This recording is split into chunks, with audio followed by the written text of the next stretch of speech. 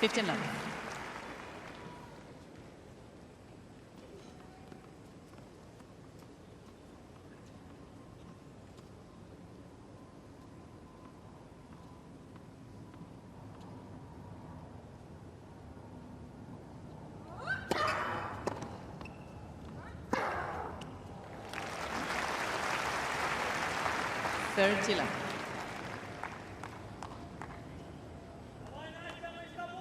Mira Andreeva in the previous round, a match that a lot of people were looking forward to, but the teenager didn't really put up too much of a fight.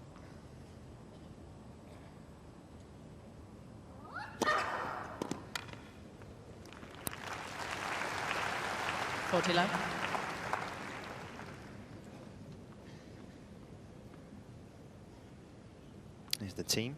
What a unit they are. Good balance they have, it seems.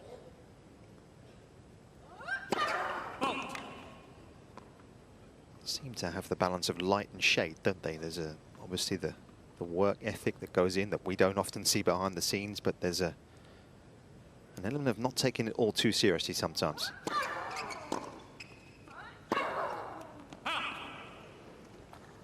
Yeah, she is one of the most meticulous players when it comes to the off and preseason. Aryna Sabalenka. It's not a coincidence that she has won the past 2 Australian Opens. Really comes out into the new season with new things added to her game every single time with her team. Game Sabalenka. And this will be big, Nick, right? The serve and the first shot. This is how these two players play. Both have really good serves. Pavlyuchenkova's can sometimes go off on the second serve. She risks too much, has a bit too little margin on it, so it can go on her. But that's what both are looking for. They want to get the first strike in. So this will be about who can strike first today and who can gain ground and defend the baseline no matter what. Is she one of the best players never to have broken the top 10, Petko, Pavlyuchenkova? Because she hasn't done that yet, which is a little surprising. I think why has she not broken the top 10? That's a very good question. I think Pavlyuchenkova that's a very fair statement you just made. I do think that she might be the best tennis player to have never broken the top 10.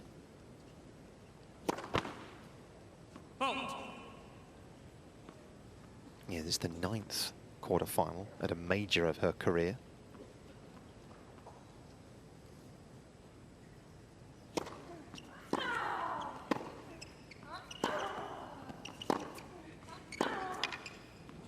And that spans nearly 15 years as well. It's a long time between the first and this one.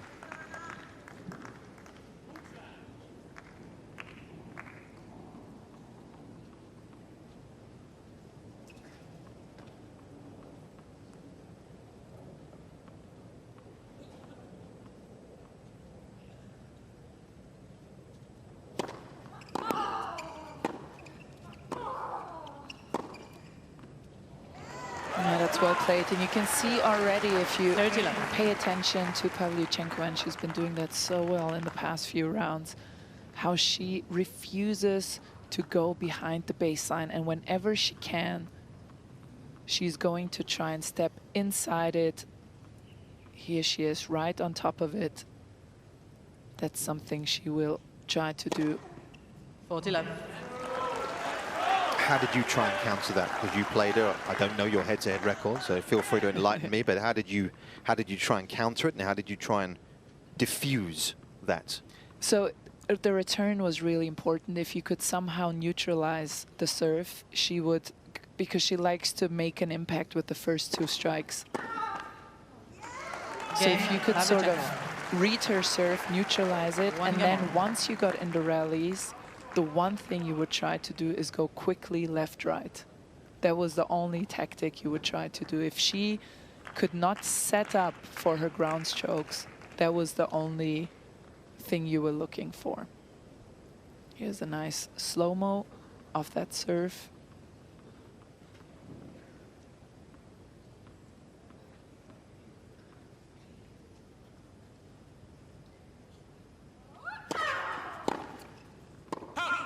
15-11.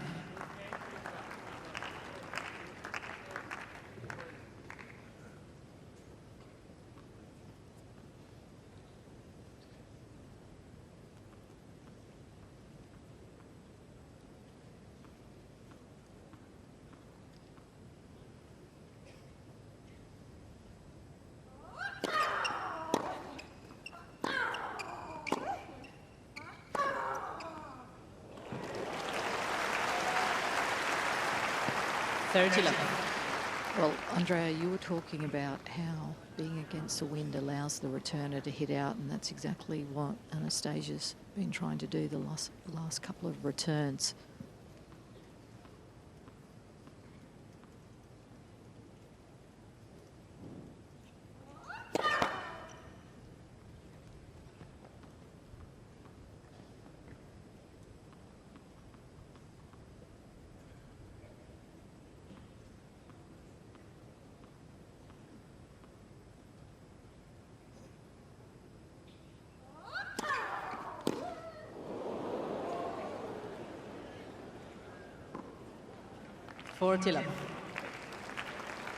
She actually mentioned in the post-match press conference, giving a shout out to Gavin McMillan, who of course was the biomechanic who reshaped her serve 3 years ago now. Feels like a long time ago because it's become such a consistent weapon, but of course it was very problematic for some time, and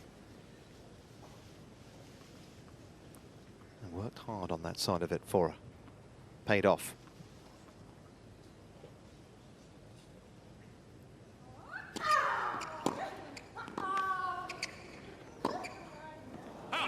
Game Sabalenka. So 3 relatively straightforward Sabalenka holds a leads serve by early 2 on against here, as the defending champion holds a slender early lead, 2-1.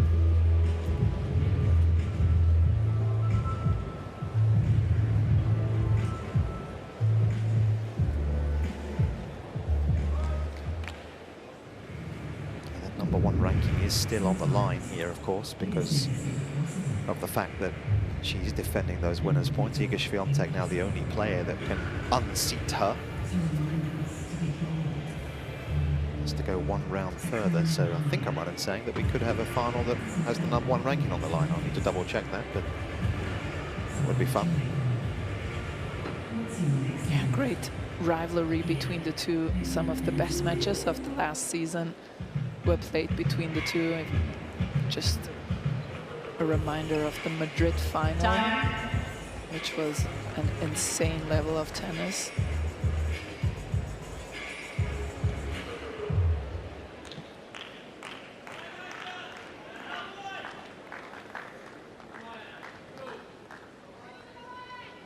The oldest lady left in the field, Anastasia Pavlyuchenkova, actually shut her season down after the US Open last year, so had pretty much 3 months without competition.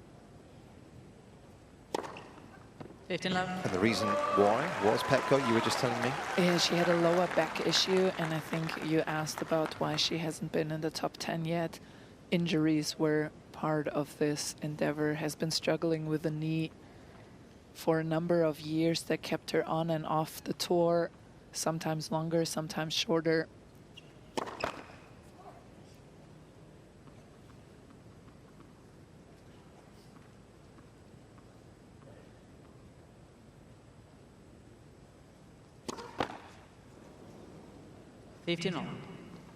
And that's a bit worrying down this end, because the wind is blowing into Anastasia's back right now.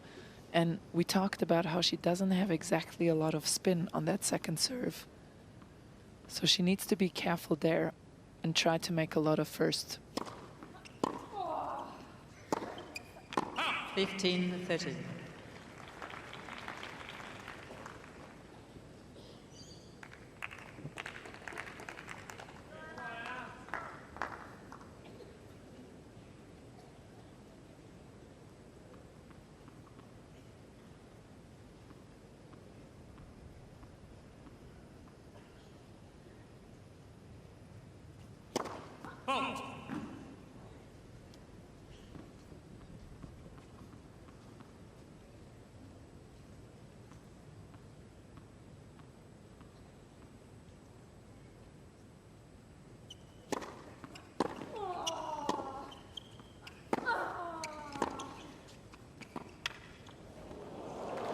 Oh, she's made it. 15-14. Well, this is a really clever use of the wind. Sabalenka hitting those deep ground strokes, and as soon as she gets something short, going to the drop shot, which is held up in the wind, which is a very effective shot.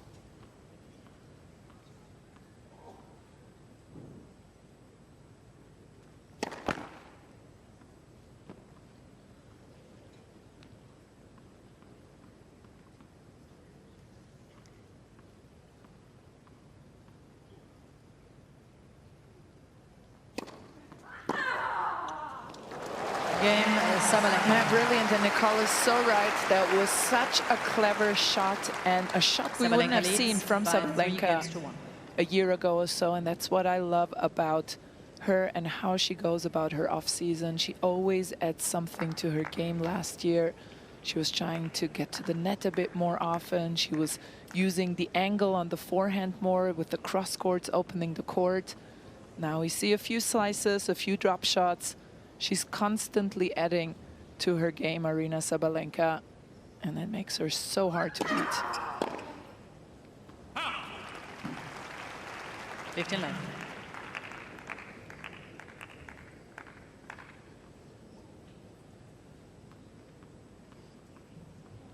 Conversion rate as well. You can see there, almost 90% of the time she's able to go on and win the set. Has actually been broken a few more times this year than in previous, but I think she's lost serve 10 times, in fact, through 4 rounds. Surprising, but...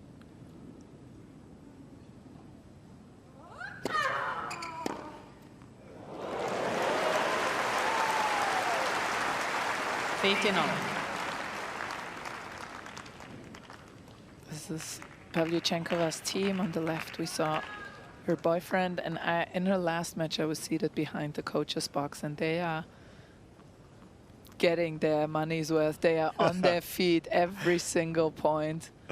They will be sore after every match.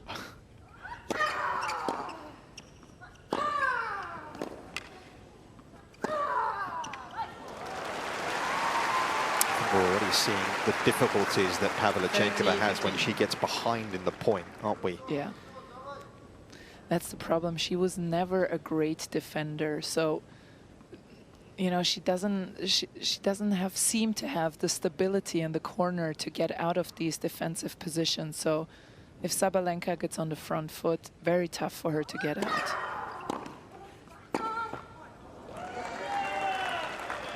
There.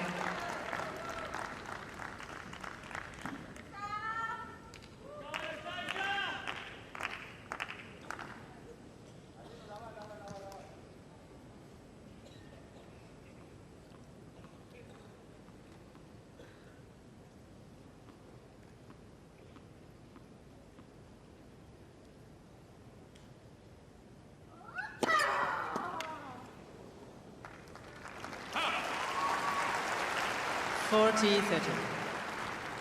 The min of 10 points won when she's made the first, and she's serving at 70%. So put those two together, this is a good formula already.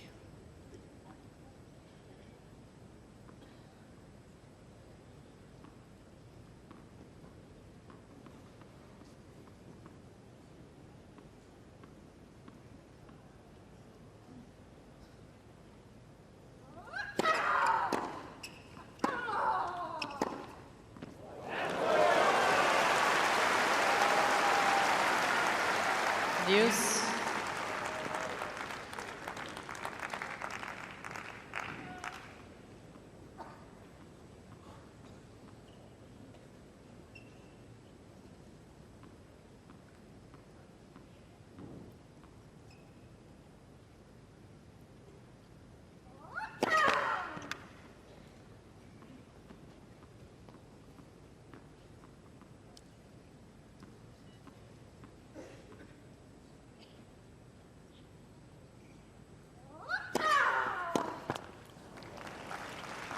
Advantage, Sabalenka. You can't fault the ambition. She was on to the second serve, just slightly mistimed it.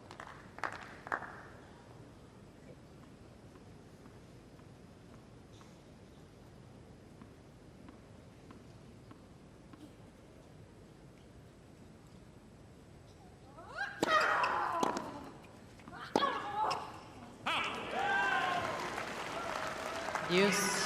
It's a really interesting time. Although the scoreboard reads 3-1 to Sabalenka, I feel like neither player has settled. There's been so few rallies. I would say you have the stats upstairs, but the average rally count must only have been 2 or 3. Yeah, spot on. 2.2 right now.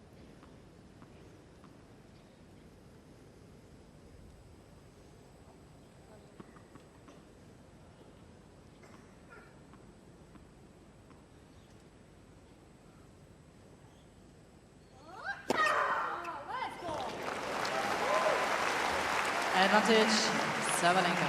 Yeah, and it has a lot to do with how similar they are in their game. Sabalenka, a better defender, has become a better defender over the course of the past 2-3 years. And because Pavlyuchenkova doesn't want to defend, she has to take a lot of risk on the return, on the serve. And hence why we see this kind of scoreboard.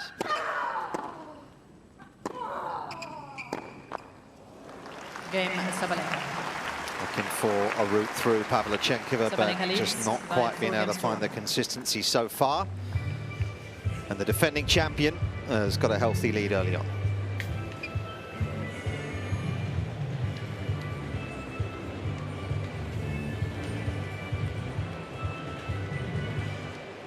He was looking through some of the serve numbers for last season. She was top 5 in most categories with Sabalenka. Look at the service games won, the first serve points won. Obviously, we know the success she had on a hard court.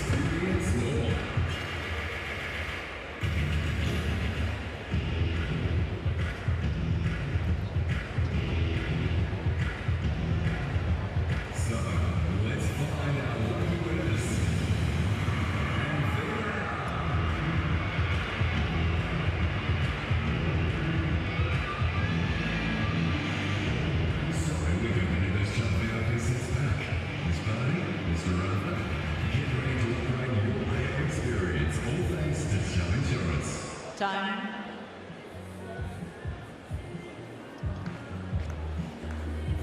Yeah, certainly didn't have many matches coming in, Pavlyuchenkova. Petko was telling us she was injured last year, so pretty much missed 3 months. Only actually played 1 match prior to the Australian Open. Lost to Vondrousova in Adelaide. This section of the draw slightly opened up, of course, by Laura Siegmund's victory in the first round over Qin Wen. So that took the Chinese top tenor out of the equation. But you can only beat who's in front of you.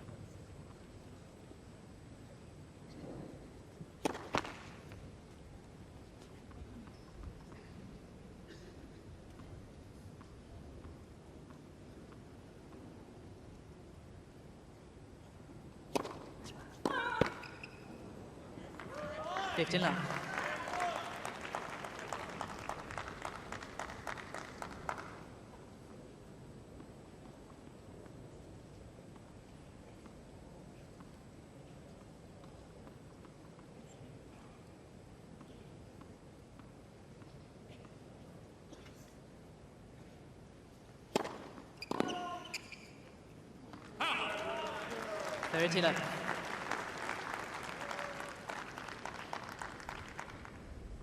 Good numbers posted by both so far in terms of those points won behind the first. And there's a little indication of the wind that Nicole was telling us has definitely picked up.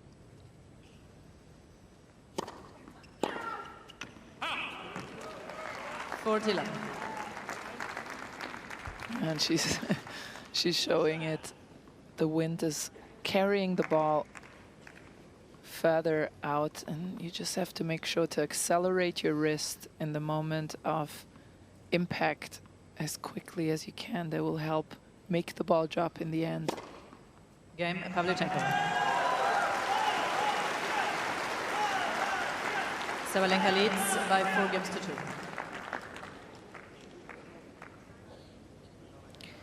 I'm still waiting for either player, when they're with the wind, to put a little bit more shape on the ball and bring it back down into court, just like you were alluding to, Andrea. Get more spin.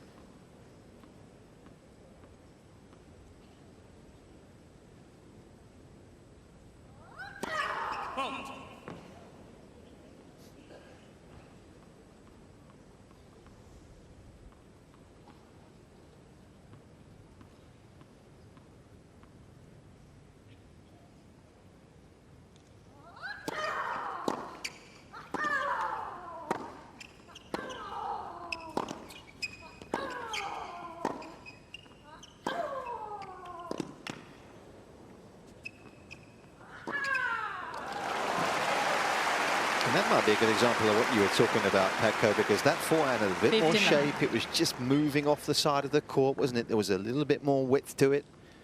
Yeah, I really felt last year that that shot was the one that won her the title here. She used it so smartly, exactly the way she just did here, with a bit of side spin. It's not like the Iga Swiatek spin we know. It's more coming from the side. It still has a lot of power on it.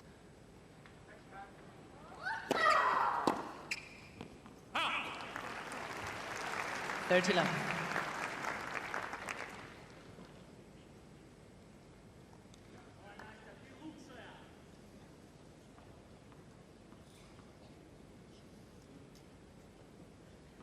Both defending champions on the front of the program.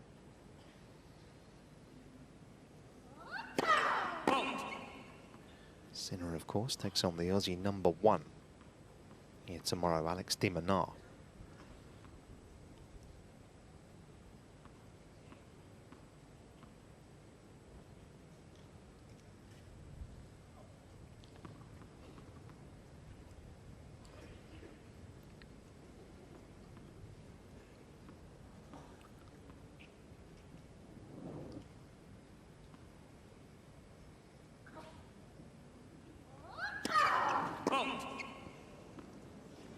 Well, there's an example of the wind causing havoc, pushing the ball toss too far forward, and then Sabalenka not able to get up and over the top to control it.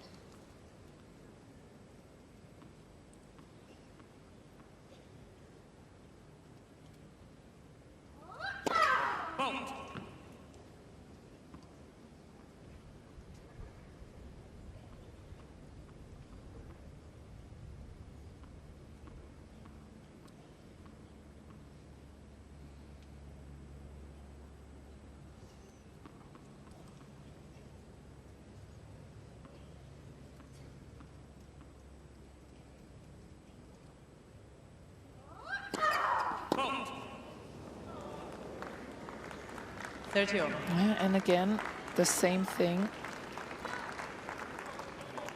that Nicole just said. The wind just carrying it forward a bit, and then it's harder to get underneath it and over the top of it.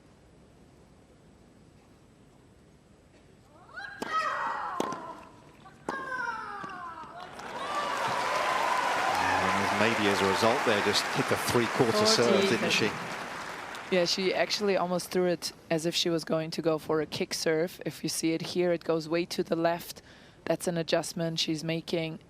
Gets the slice in, though, despite the kick toss. And that's all she needs to do. She just needs a setup for the next big strike, really. And you can see still some problems with the toss and the wind.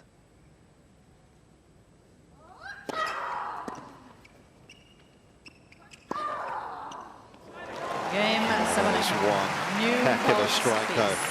What was not a bad return at all. Sabalenka leads by 5 games. Sabalenka producing the firepower. 5-2, her lead first set.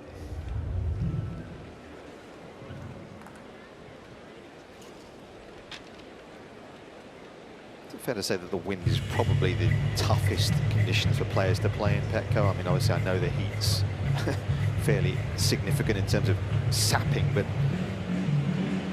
there seems to me a large majority of players are not that comfortable playing in the wind. I think if you, unless you are prone to cramping, which some players are, unless you have that, every single player I know would always choose a hot day over a windy day. Yeah.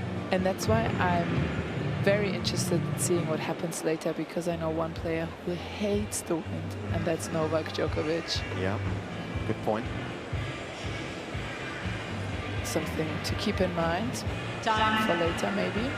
Djokovic was out here warming up with Jacob Fernley on the Brit earlier on.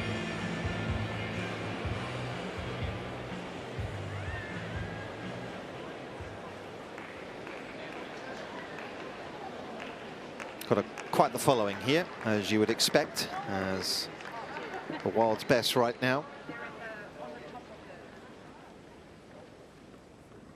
Popular figure.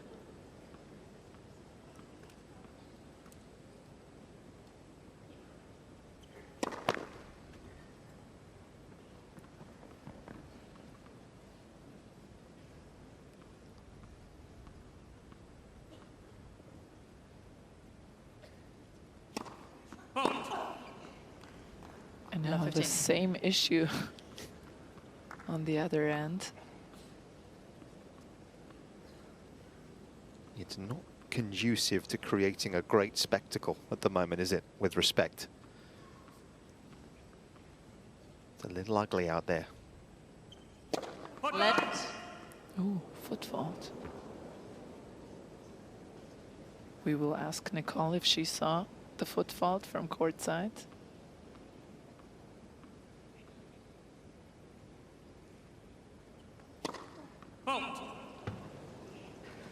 I think I'll leave that to the electronic line calling. I'm not going to argue with that one. Smart, smart.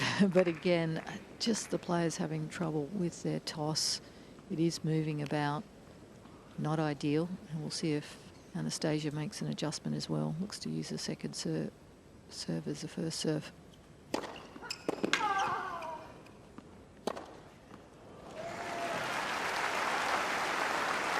Fifteen, 30.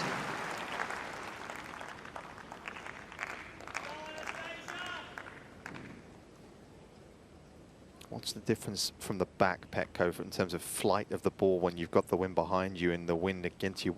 What's the difference in terms of how you're swinging at it? Is there a variation? Obviously, because it is quite an adjustment, I would imagine.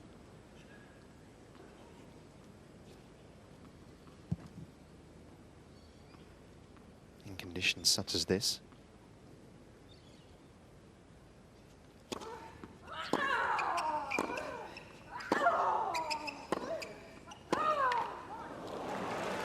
I think the biggest problem for players in general is when they have the wind in their back, they tend to slow the acceleration down because they feel the wind carrying the ball down and out. And that's exactly, it is counterintuitive, but you actually have to strike harder and you have to accelerate the wrist more.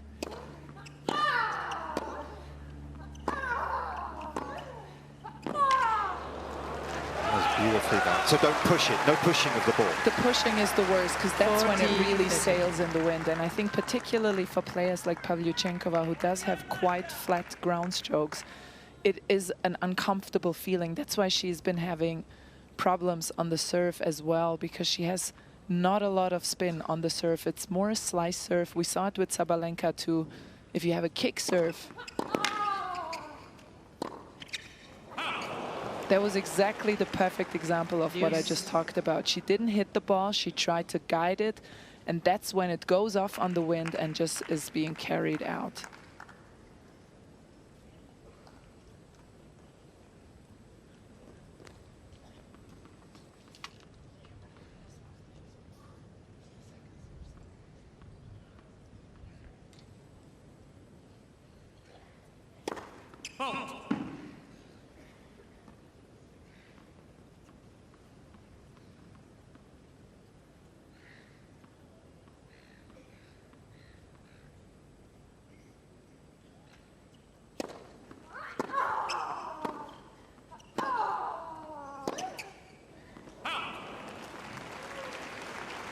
Advantage, Sabalenka. And here's an example of exactly what we just talked about. These are the differences in the second serve spin rate. There's virtually none on Pavlyuchenkova's second serve. So she is really, must be feeling very uncomfortable out there when it comes to second serve, particularly on this side when the wind is blowing down the back.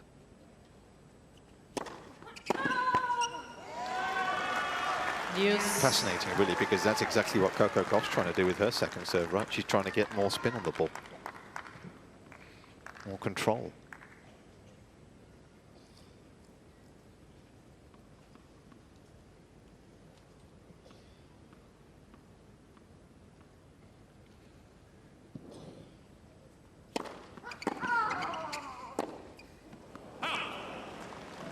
Advantage, Sabalenka. The other aspect for Anastasia that isn't quite where it needs to be is her setup. The legs are not getting into position early enough, and she's just pulling up slightly on her shots. Therefore, the ball's also flying wide or long. Let into the serve.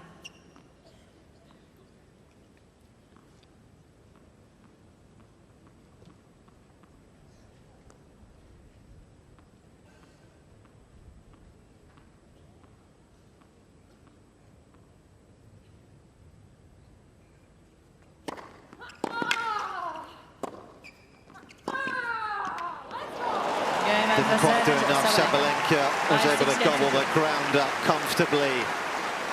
A set that was 31 minutes. It won't live that long in the memory, if we're honest, but it's 6-2 for the top seed. You're laughing at me, Petko. It's not being harsh, is it? I'm not laughing at you at all. It's tough out there. It's really, and the thing is, we had one somewhat windy day, but it wasn't as bad as it is now, and it came upon these players out of nowhere. And let's have a look at the numbers, and you can see in virtually every single category, Aryna Sabalenka is doing better. She's hit less unforced errors, has hit more winners, and the first serve and second serve is still somewhat in check considering the conditions and how breezy it is out there. So definitely the serve, an area that Pavlyuchenkova needs to get back in check if she wants to turn this match around.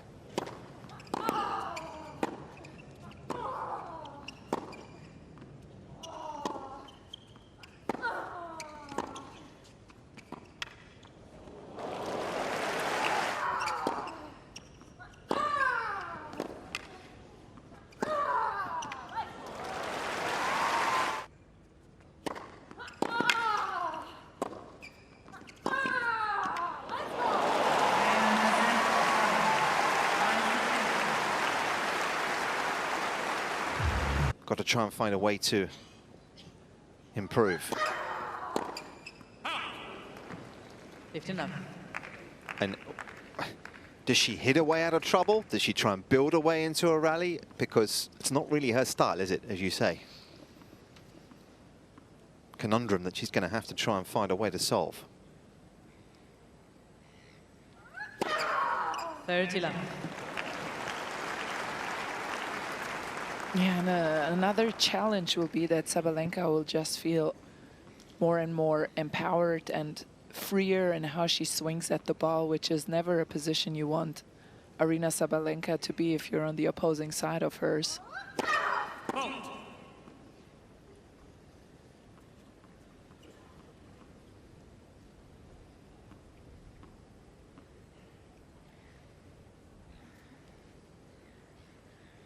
Only one player last season managed to beat Sabalenka on this surface from a set down. That was Donna Vekic in Dubai back in February. 30-15. Fairly irresistible record the world #1 has.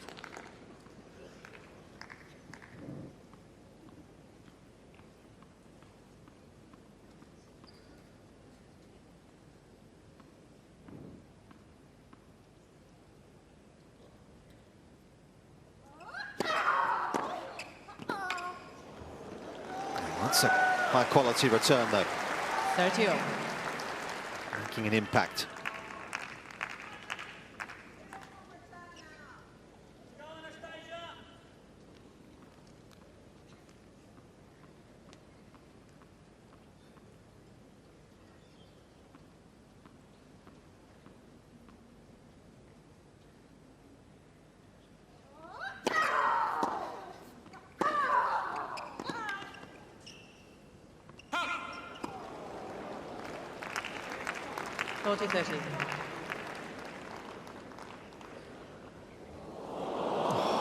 Ooh, that's a tough one.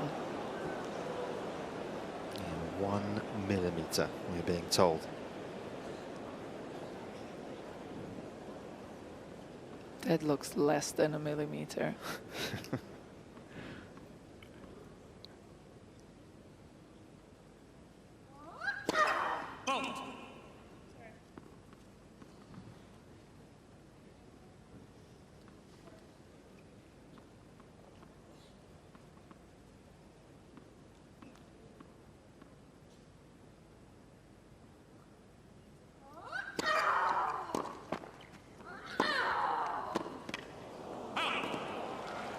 Game Sabalenka. First game, second Again, set. Sabalenka's power able to leave Pavlyuchenkova just a little exposed. And Nicole, is there anything you see that Pavlyuchenkova could change up now here in the second set to possibly turn this match around? Well, it's a tough one, isn't it? Because her style is to be aggressive as well and hold the baseline, as we spoke about at the start. But that's the way Sabalenka likes to play also. She's a first strike player, so I'm inclined to say she needs to extend out the rallies, maybe go away a little from what she likes to do, just to ask the question, because Sabalenka's loving these short points. She's the one dictating, she's the one taking control, and it's Anastasia that's making the errors. So maybe just come off the baseline slightly, just to give herself a little more time.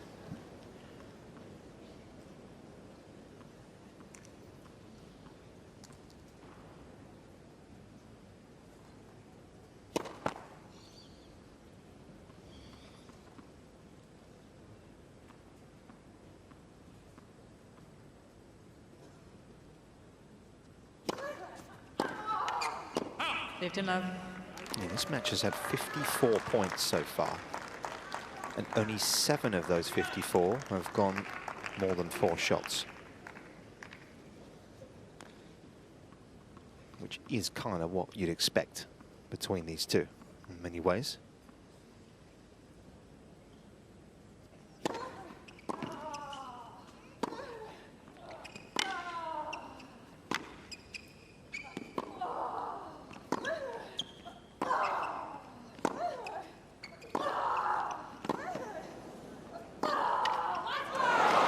It's brilliant. That's absolutely brilliant. She is understanding that the conditions are difficult, and she's not a slice player, but she throws in the chipped return and another backhand slice just to get into the rally, and pulls the trigger when she does have the chance here with this beautiful backhand. Look how she uses her body weight. Stunning.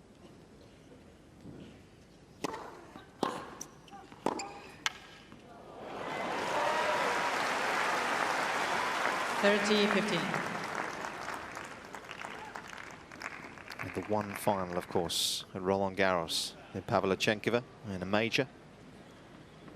A few years ago now, back in 21.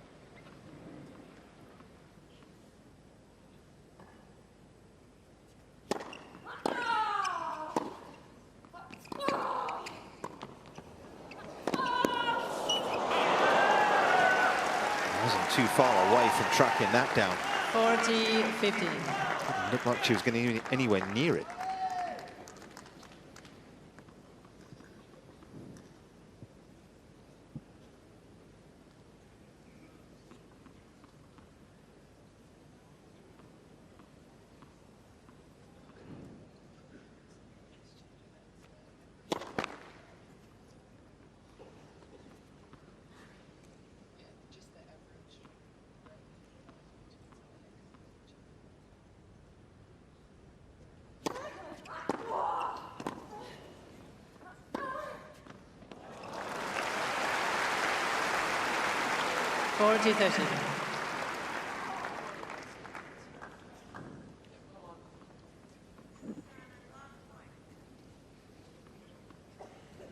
Great shot to see how the left arm just stays out long enough to create the space.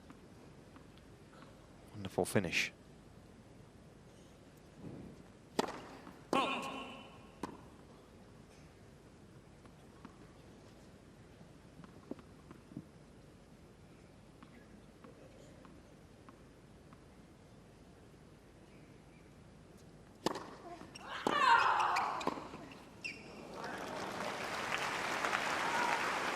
Use. Second serve points won right now for Pavlyuchenkova are falling rapidly, just 4 of 12.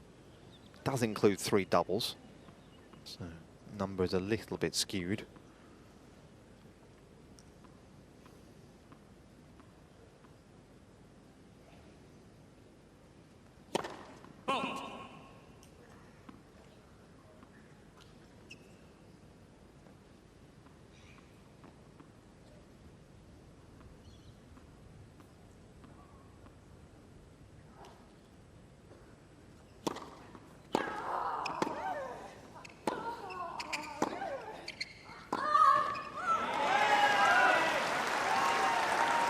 Advantage, Pavlyuchenkova.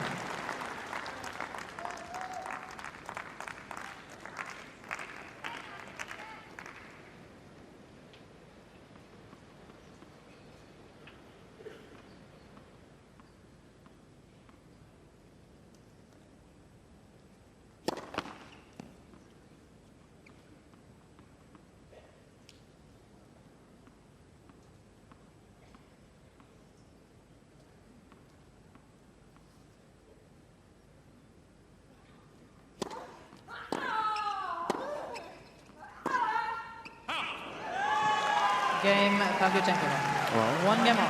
Pavlyuchenkova will certainly be lifted by being able to hang on there.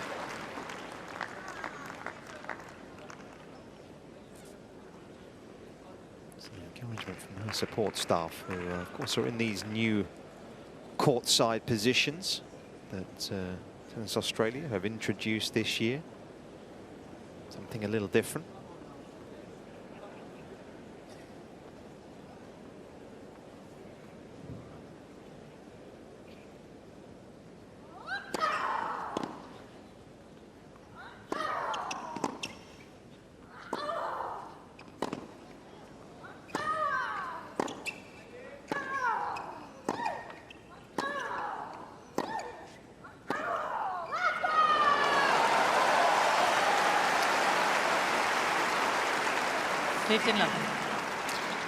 Well, that was some heavy hitting from both players, but it was Sabalenka in the end that was able to find the width on that forehand cross court, the three-quarter cross. It's working really well for her tonight.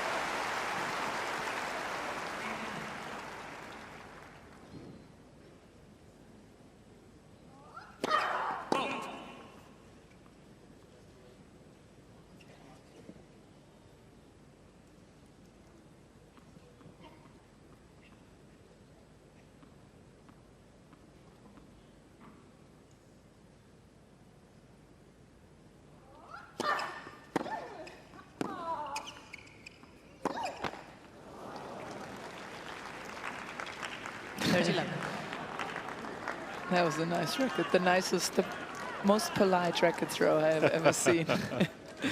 But I understand the frustration, because she's just, it feels like she's just a bit better in the rallies, is managing to extend it a bit further, at least giving her opponent the chance to miss.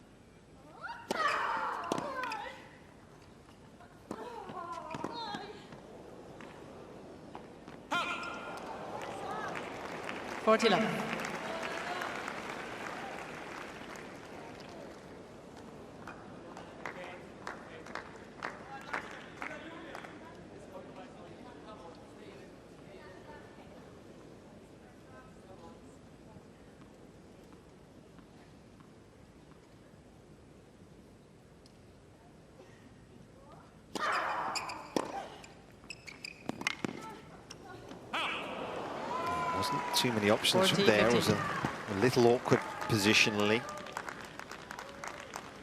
Interesting when you look at the serve pattern so far. Just looking at Sabalenka's on the juice side, she's virtually gone wide the entire time. Just using the spin, maybe, as you say, with the wind in mind, just trying to slide that one in, three-quarter pace.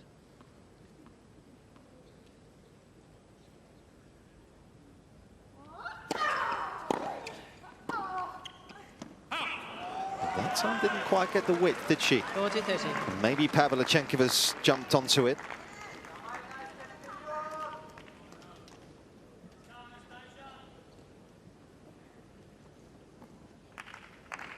Jason Stacey in the middle there.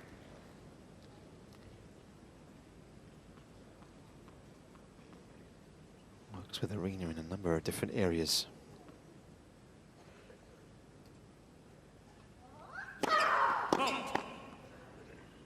Actually had a background in martial arts, did Jason, many years ago.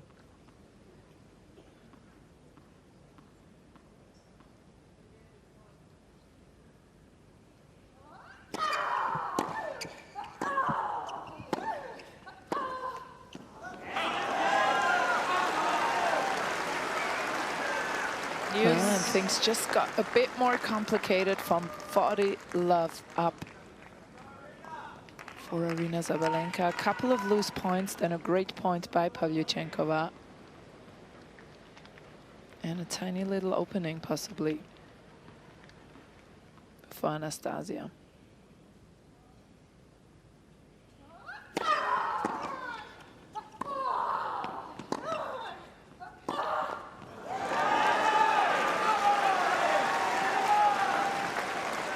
Advantage, Pavlyuchenkova.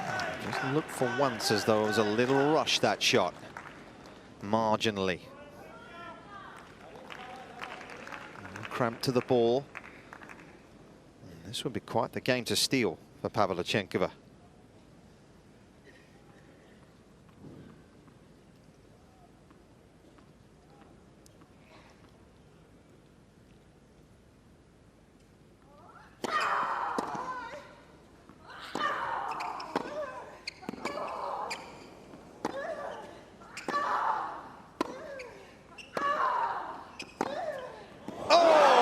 Magnificent. And having been down 40-love in the game, it looked as though there was no hope.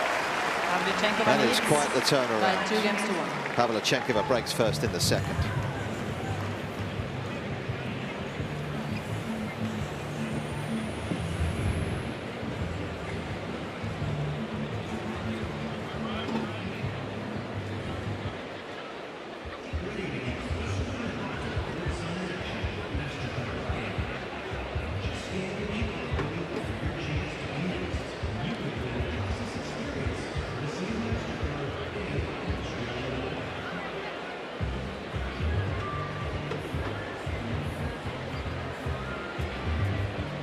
Well, this is an example of what she can do.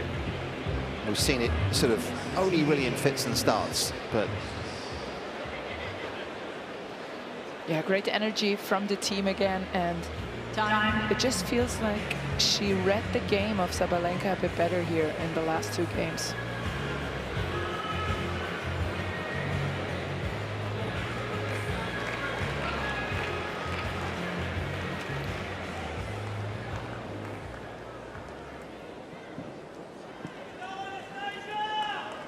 Ranked 32 in the world coming into this event here this week, Pavlyuchenkova, but seeded a few spots above that. A couple of players not here.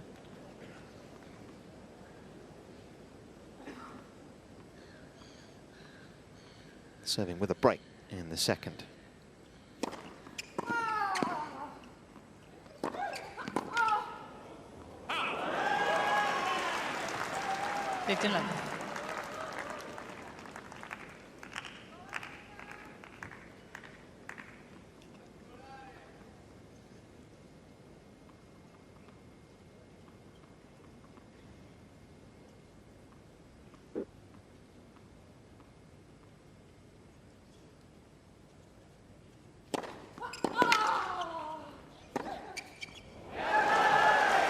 Interesting to see, just looking up from this position, Sabalenka's team, they've actually got the iPad or the little screen out there. They're just having a little look at some of the patterns, of course. There we are. It's available to the teams. Of course, I'll give them all the live data as the match is progressing. There you go. Good little shot of what's going on. And then can relay that if the player isn't picking up what's obviously happening.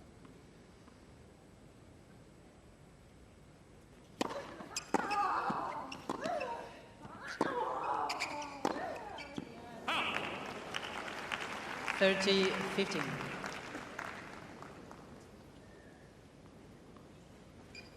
It'd be interesting now to see the average rally length, because it has increased in the second set compared to the first. Yeah, almost 4, Nicole, right now in this set.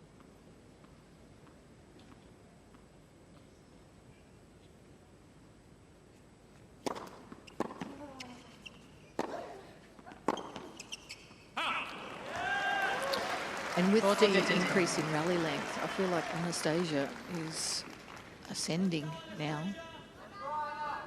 She looks more settled, composed.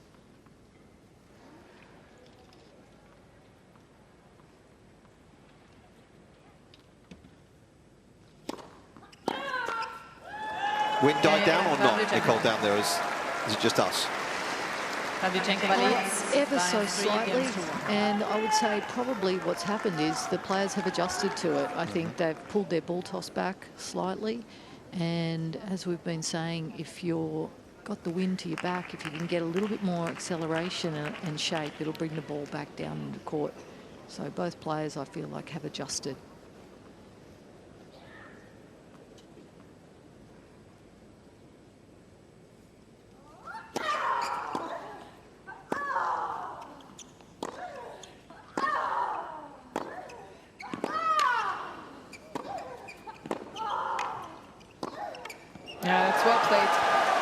Well played by Anastasia Pavlyuchenkova, and that's the art against Aryna Sabalenka. How to extend the rallies against somebody who strikes and comes at you so hard from the get-go. And sometimes it takes a while to get used to the power and heaviness of her ground strokes. You can see in the background the team, the energy. If she loses at this tournament, Pavlyuchenkova, it will not be due to lack of energy from the coach's box.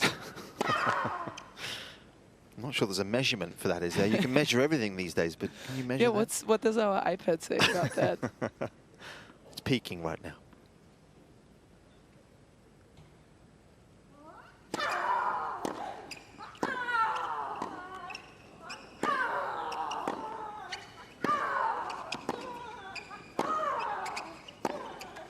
And so is Pavlyuchenkova.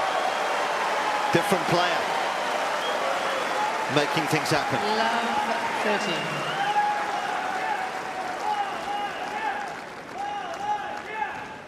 Some of these half volleys were just incredible. Out of the middle of the racket, holding the baseline, and able to find the opening. Tremendous stuff.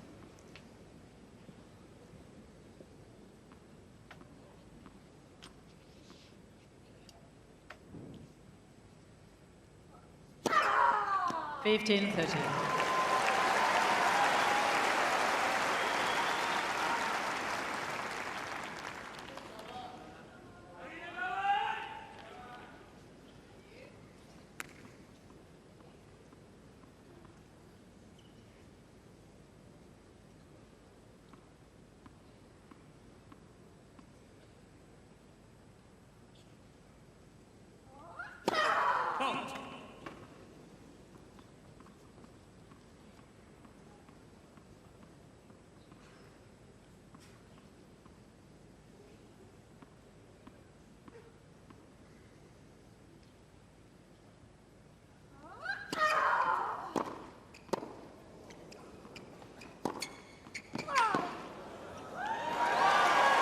Second serve was asking for trouble, and Pavlyuchenkova obliged. Yeah, only 122 kilometers per hour. That was thrown in. And you can see here the big difference of return points won from first to second set for Pavlyuchenkova.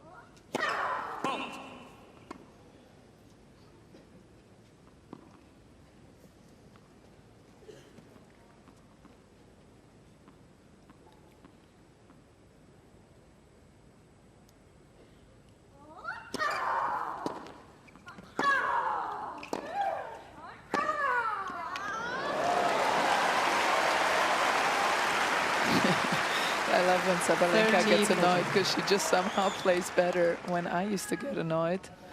Quite the opposite for my game, but she is so good in using that rage and turning it into positives. That was a fantastic point from her.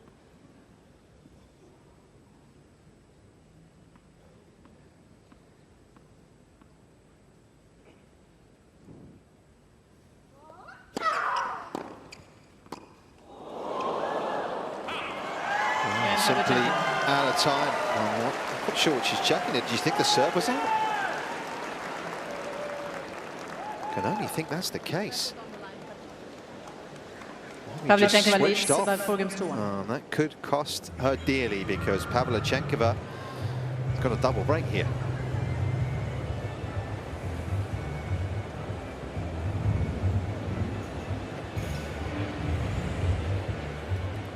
Severe misjudgment of that one.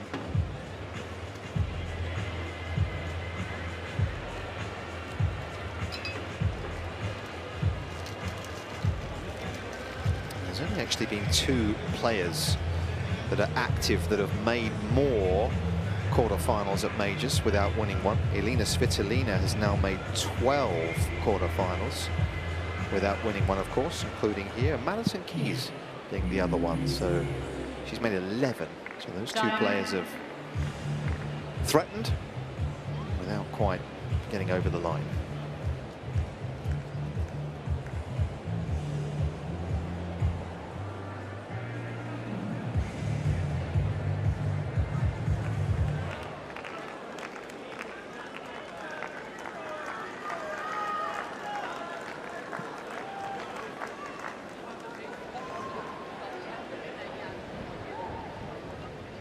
been a shift in this second set.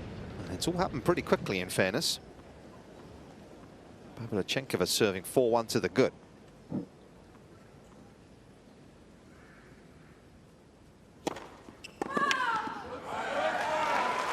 $15.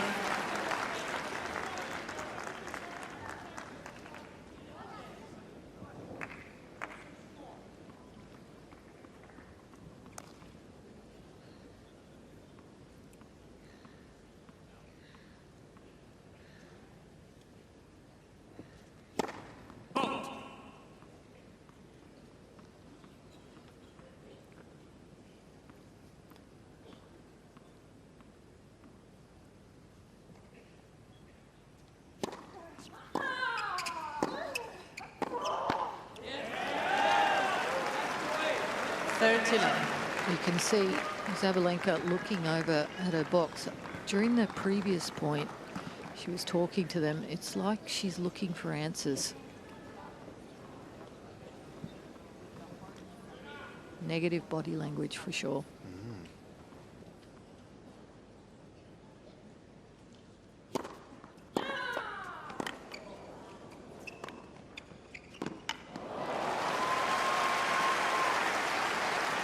$30-15.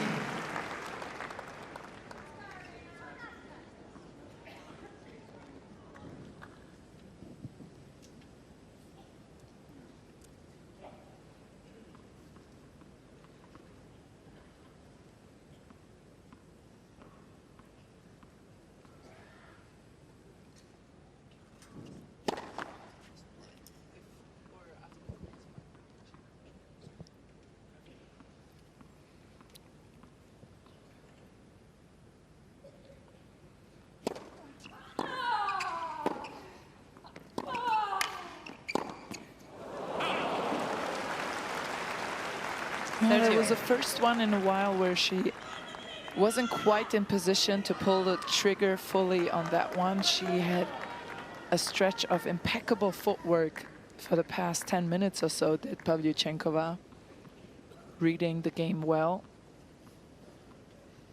setting up nicely, and that's what she needs for the type of tennis she plays.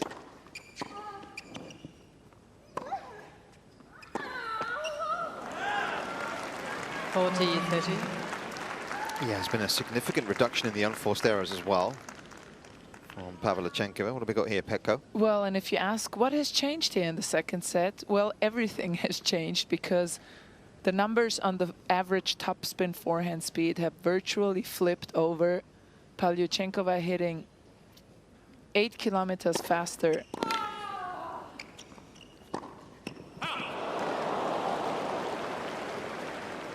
Use.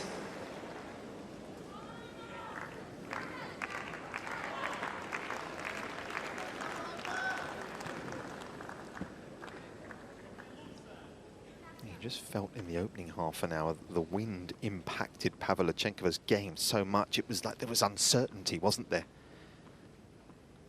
Not the case at the moment, despite that miss.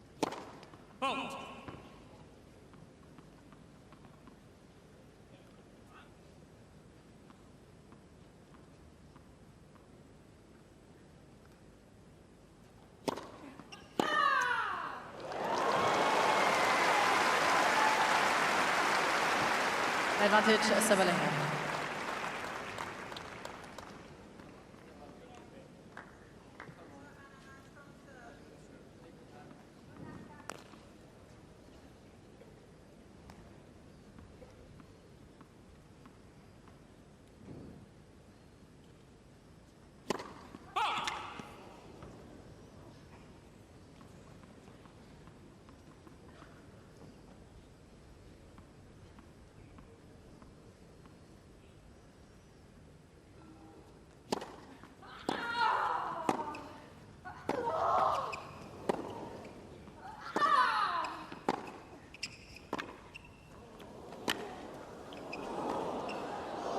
Classy. Cain Sabalenka.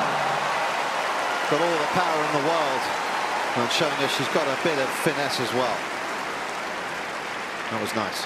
What a shot. Pavlyuchenkova That leads was beautiful. by I 4 actually games to thought Pavlyuchenkova handled the previous slice really nicely. This one right here was so smartly placed, short. Pavlyuchenkova had to move into the court, but this one, not too bad. Been pretty tough taking a set off her here, hasn't it? When you look back at the last 3 years, only player to do so, of course, was Rybakina. We just saw Carlos Alcaraz reacting to that slice.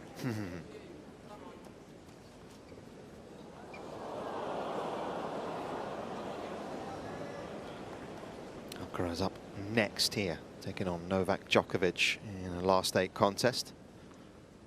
Rematch of the gold medal affair in the summer.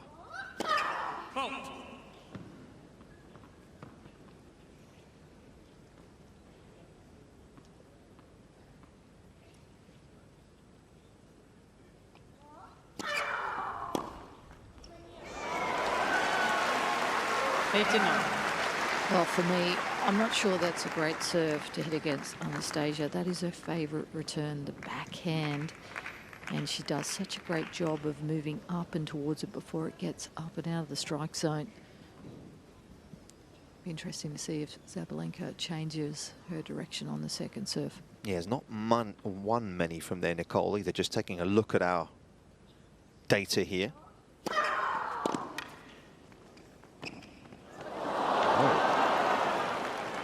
15-30. An awkward return to cope with, and she wasn't able to manage it.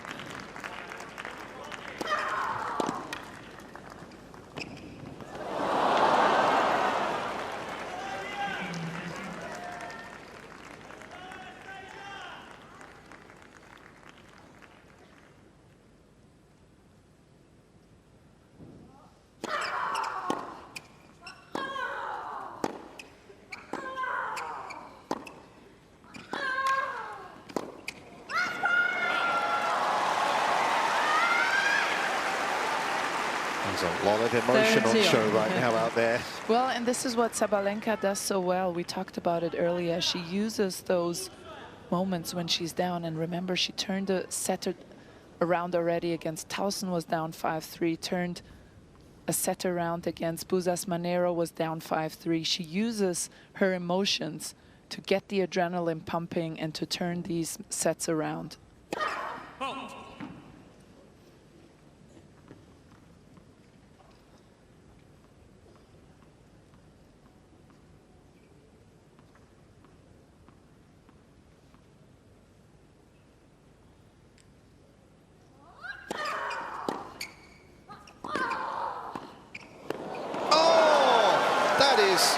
Very special indeed, and she knows it.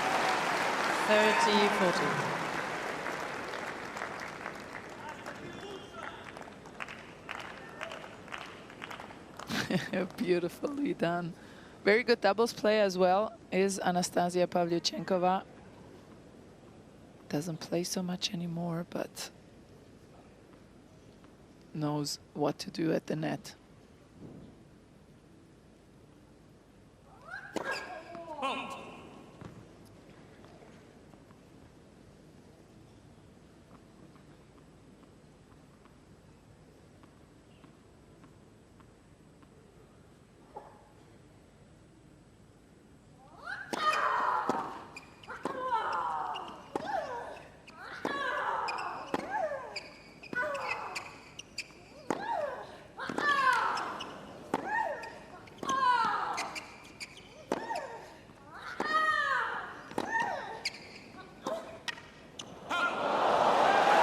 Look for the space, just couldn't breach the defences of Pavlyuchenkova, who was able to hold firm.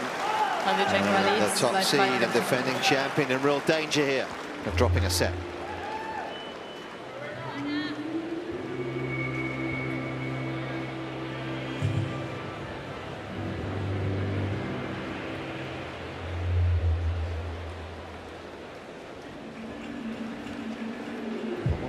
Pavlyuchenkova's favour, I guess, on a night like tonight when things aren't going well, and she has a bundle of experience. And there is not really hit the panic button, which you would expect for someone who's played as long as she has, Pekka.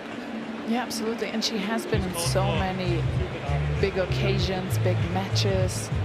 You mentioned the French Open final against Barbora Krejcikova. She has lived through all this. She is not a rookie.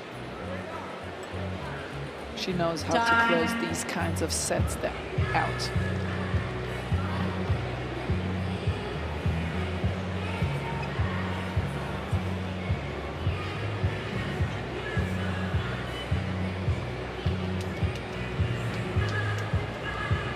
In 2007, in fact, was the first year that Pavlyuchenkova played in Melbourne in the main draw, in the main event. She got a wild card that year into qualies in 07. Of course, she was a standout junior, one of the best.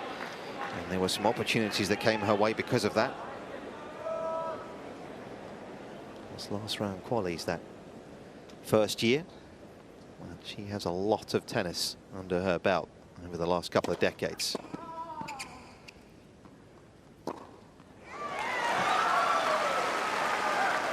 Fifteen love.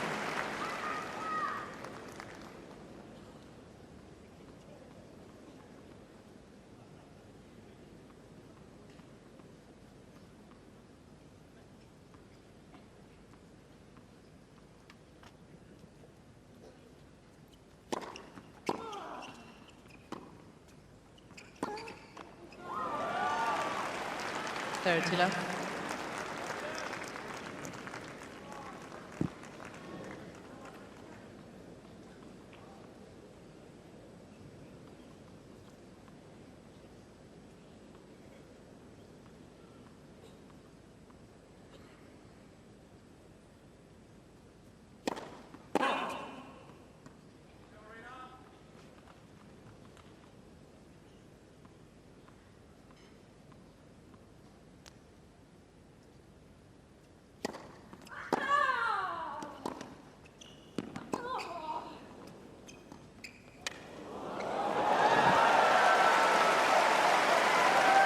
Perfect point here. 40 love. That was absolute perfection, how she got out of a difficult position with a bit of a loop. And now she has set point here to take us to a decider.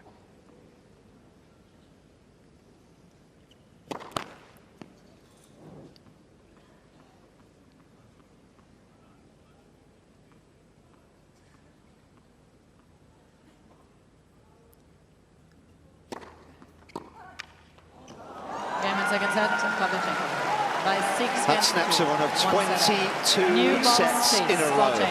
Aryna Sabalenka has won here in Melbourne. Pavlyuchenkova has squared us up in this quarterfinal.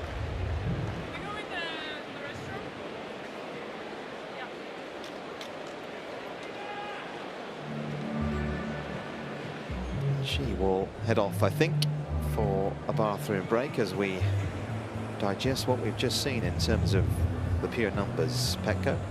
Oh, and this is very interesting how it completely switched over. If you remember in the first set, all the yellow numbers were on the left side because Aryna Sabalenka was playing better. And now it has completely changed. The winners are up by 1 and the unforced errors are completely down. She was at a 9 in the first set. Now she's down to 4. She's playing really well. She figured a way out on the second serves of Sabalenka and on her own second serves. And this will be a very interesting third set when they come back.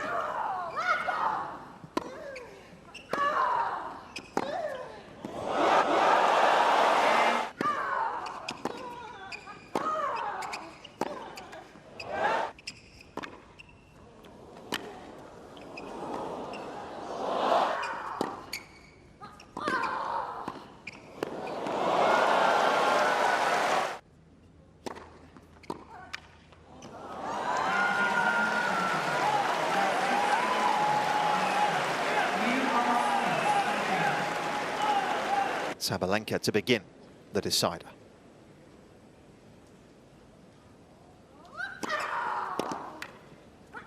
Fifteen love.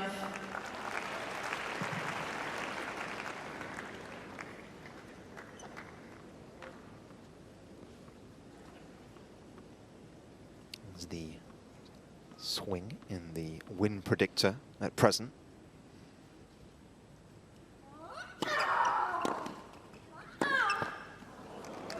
And she's lost her weight, that's for sure. She's just lost a bit of clarity. It seems like she's not setting up her feet correctly any longer.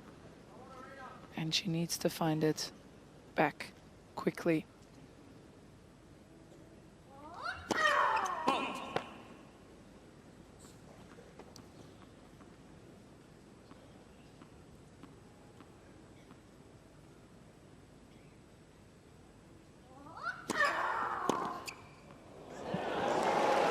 He's all over that second deal. Exactly where it was going.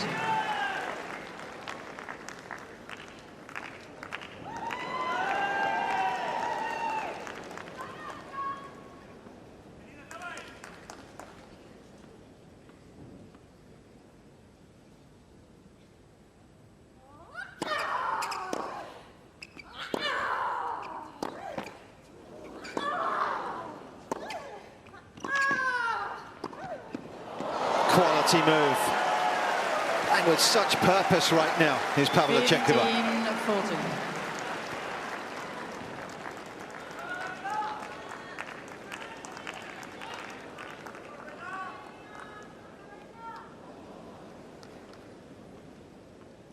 Eight of 9 she is when she's come in this evening.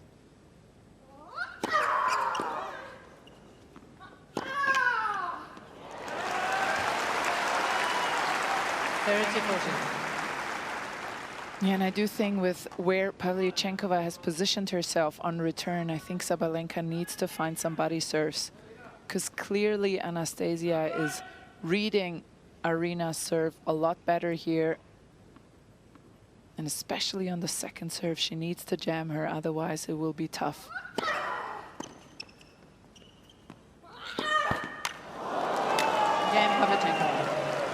Would you believe it? Broken for a fourth time already tonight.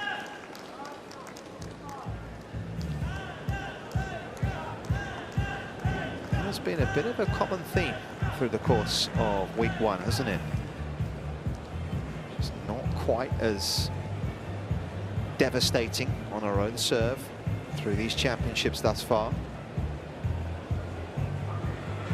Well, we just had again a moment where Sabalenka was looking up at a box, talking to a box, and it's really interesting. Her team have decided to stay up in the stands. They do have the option to be down courtside in the coaching pods. I know I've been coaching during the Australian Open here, and it is so much harder giving messages to your players and support from the stands versus when you're courtside, much easier.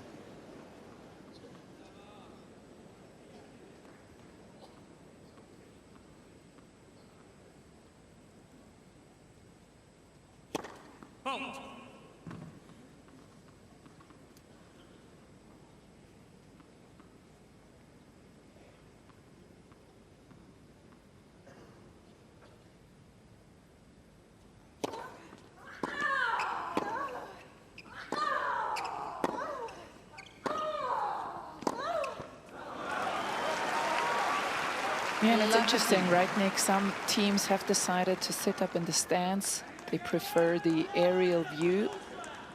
Difficult to see the strategies when you're sitting on the court because of the angle and how you're positioned. It's a bit easier from up there, but exactly what Nicole said, you don't have that communication with your player.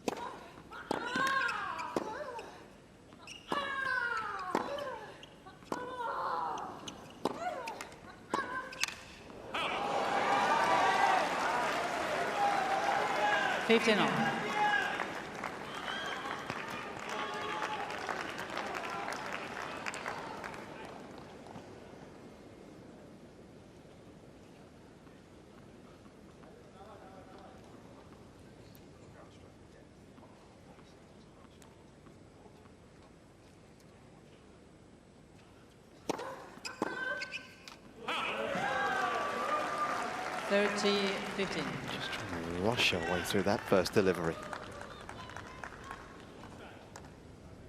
Real space there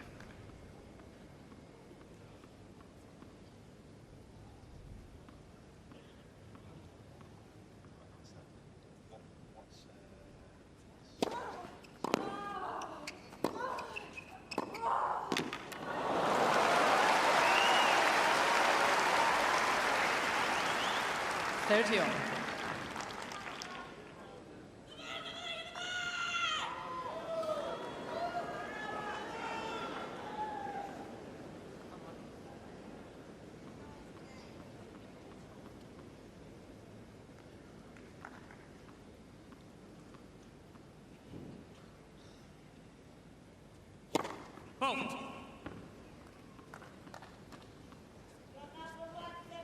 Thank you.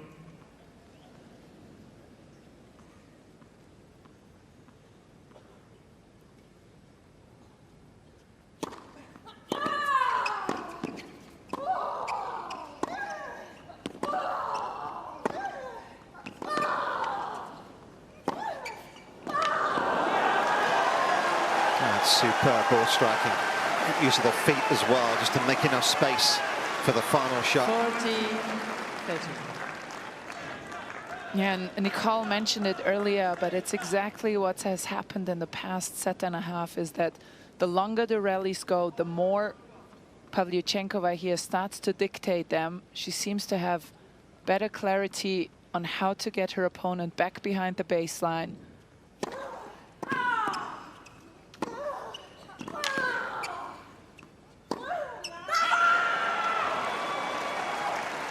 Use.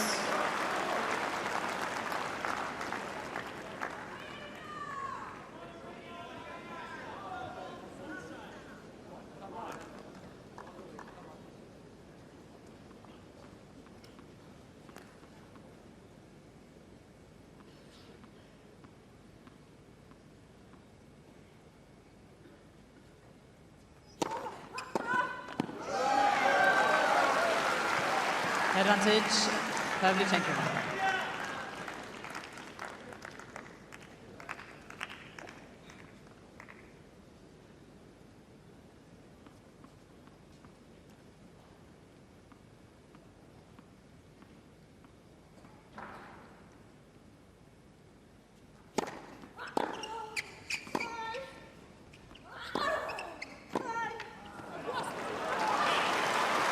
Exasperation on the face of Yes. Sabalenka is for all to see right now. Trying to keep it together here. Get the feeling this is a game of great significance right now, the longer it goes.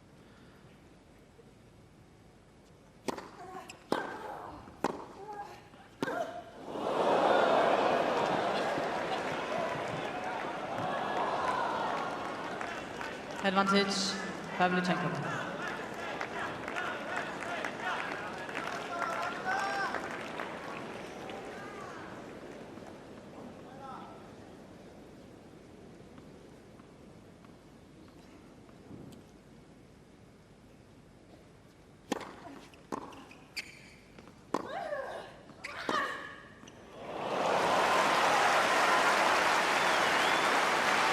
Oh, it's incredible. Sabalenka with one of the best two-handed backhands in the women's game, and just when she needed it, whenever she's got time to set up on that shot, she's able to execute.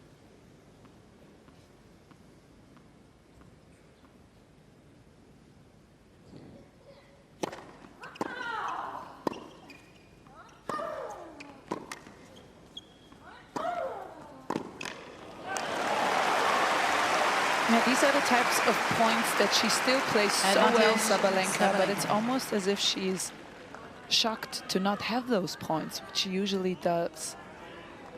I would say on average 5-1 against other players, but today it's been fairly equal and even leaning Pavlyuchenkova's side in terms of who dominates from the get-go. So a lot better last 2 points for Sabalenka.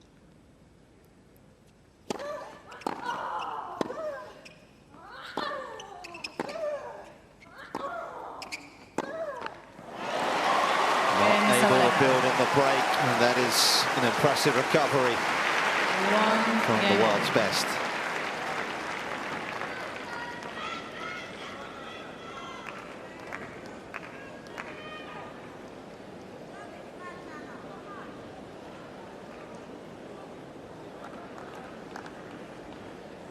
And you can see here on the reaction of Pavlyuchenkova, she knew how significant this game is, and it's because Thank you for when sitting down you're quickly, ladies and playing gentlemen. Players are ready. the world's best, there's some folk filing in right now. When you're playing the world's best, you know there's stretches of play that are not great. Behind the player to my right, ladies Will and gentlemen, end please find your seat eventually. as quickly as possible. Thank you. So you want to get as far ahead as you can when you feel them lacking in their usual quality.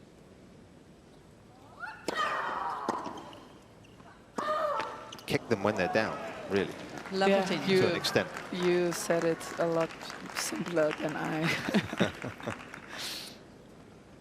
Don't ask me to say it in German, though, Petko.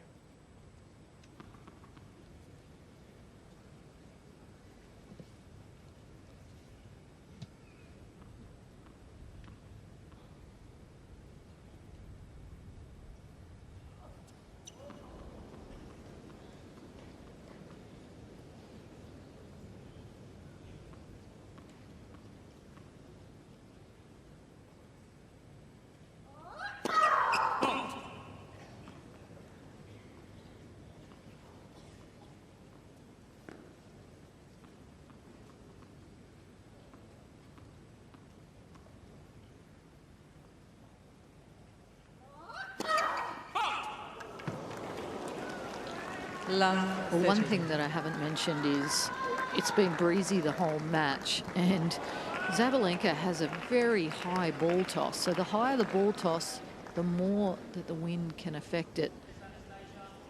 And she's definitely not the same player when she's not able to hit her service spots.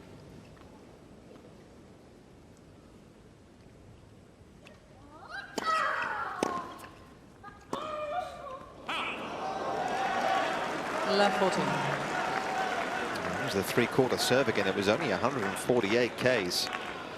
Just trying to find a way to wrestle it in, but giving Pavlyuchenkova again a good look at the return, and she has capitalized on that.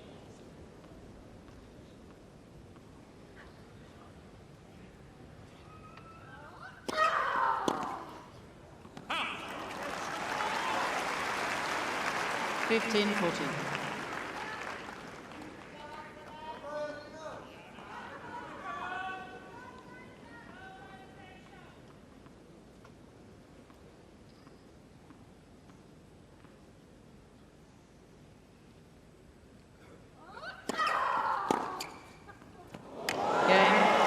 That's a stunner. And again, making the most of a slightly timid first serve. Pavlyuchenkova leads by 2 It's another break. 3 in a row to start the third.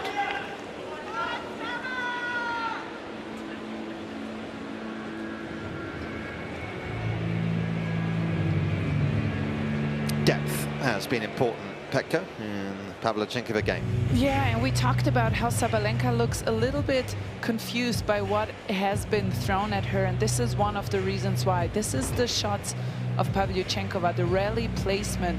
90% have really good depth, 30 have great depth.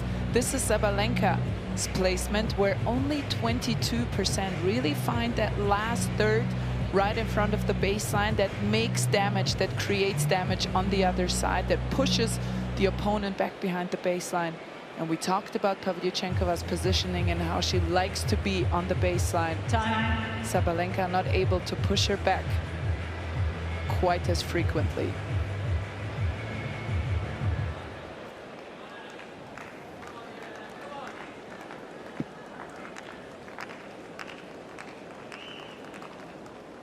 Quarterfinal action here in Melbourne. And this match still on a knife edge. Pavlyuchenkova stolen the initiative once again. Look to try and build upon it.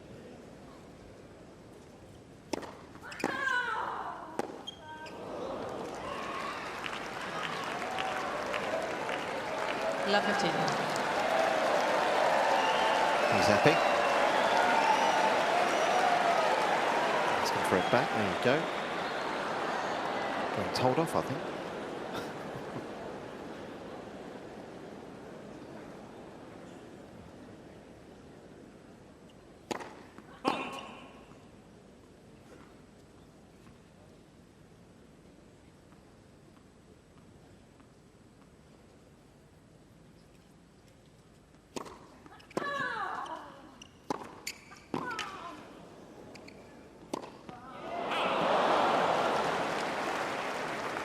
Love 30.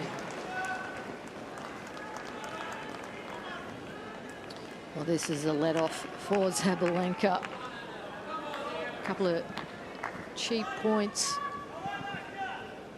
Yeah, just dropped a bit on it, didn't it? You could see it. Well, that replay got a little low.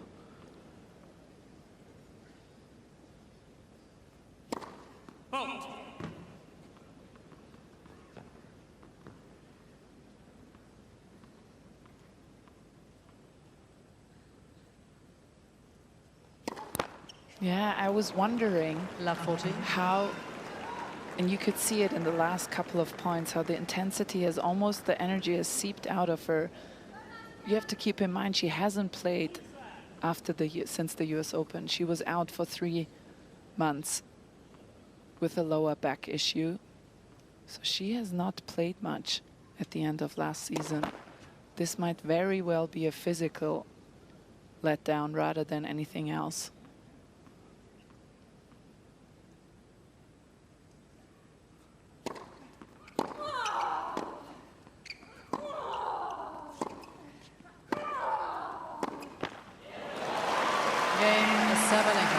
The run of breaks continues. And it was another substandard game from Pavlyuchenkova. Hands on hips, she is at the moment.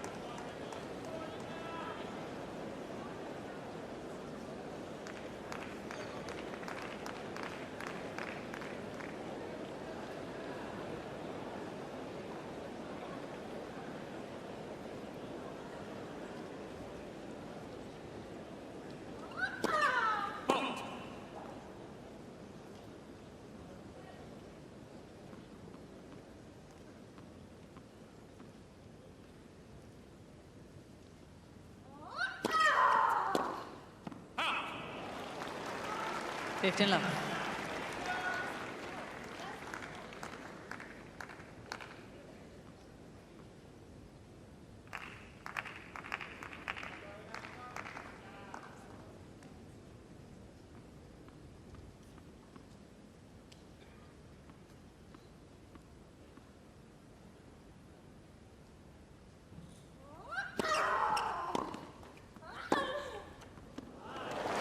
Much better kick serve to start the point.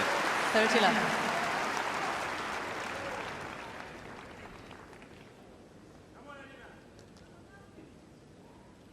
Got the ball climbing. So tough for Pavlyuchenkova to recover off the return.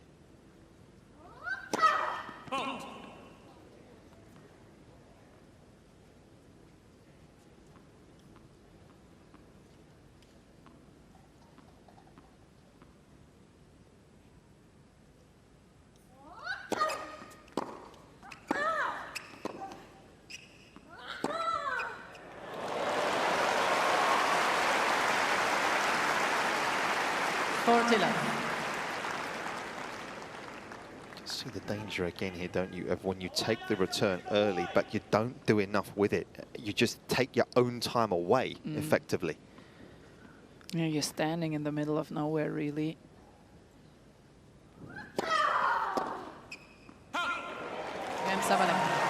Remarkably, Sabalenka's able to reel off 8 straight points.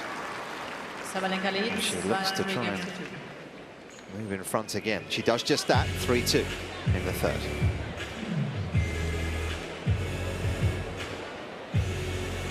And these top players are highly emotional, intelligent.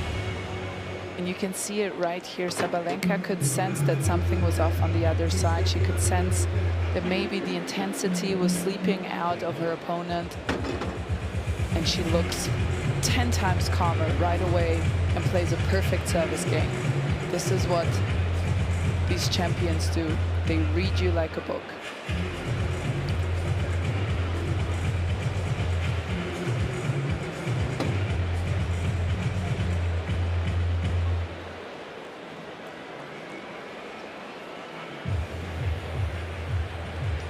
Time.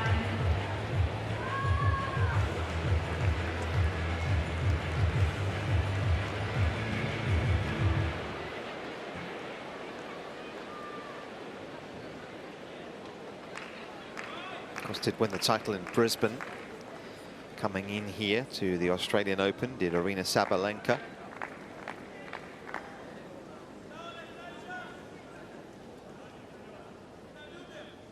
So had that bulk of matches she was looking for after just a couple of months away from the competitive court.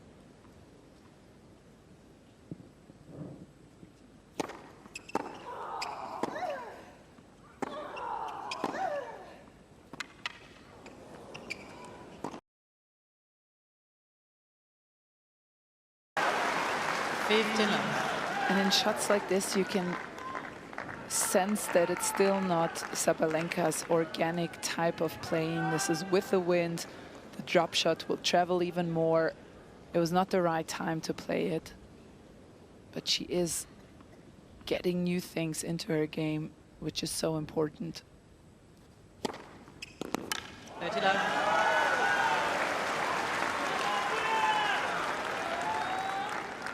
Well, that serve was badly needed from Anastasia, and you spoke about the physical load being out due to injury. It's also the mental load, the cognitive load that these players are under.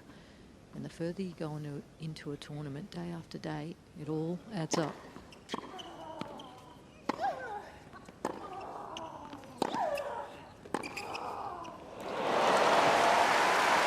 Oh, you're positioned so nicely there. 30, Back off. 15.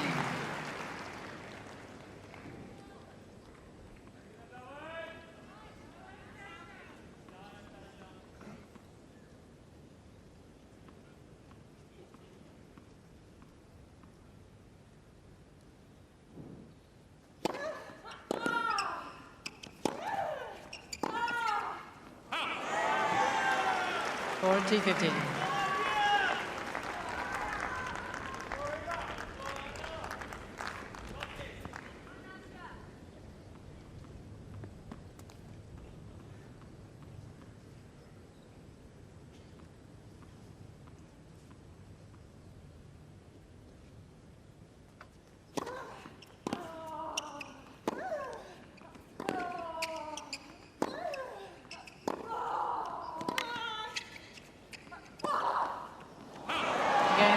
Well, we questioned at times her defensive capabilities, but they were right on there, weren't they? That was tremendous use of the slice to keep her in the rally.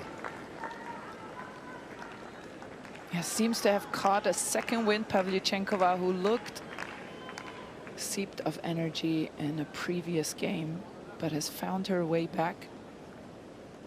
And increasingly, it seems like Sabalenka is having trouble to play with the wind in her back. I see Nicole nodding even from her, so I think she agrees with me.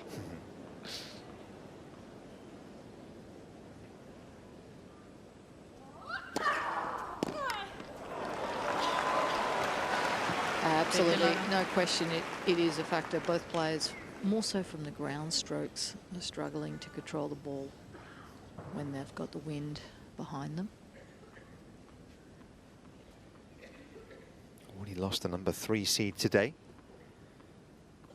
Coco Gauff eliminated by Paula Badosa. 30 love.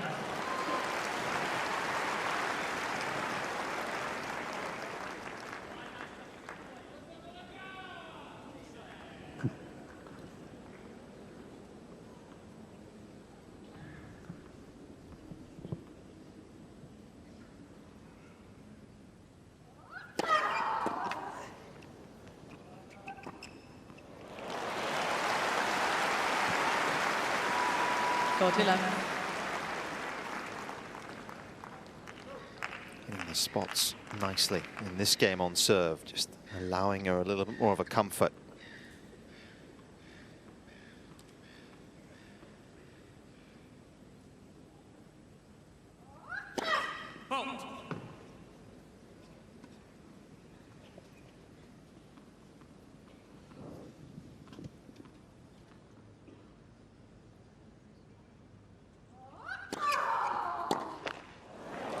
Sabalenka. Rattling through the holds right now. Sabalenka leads. In stark contrast to the early part of the set, 4-3.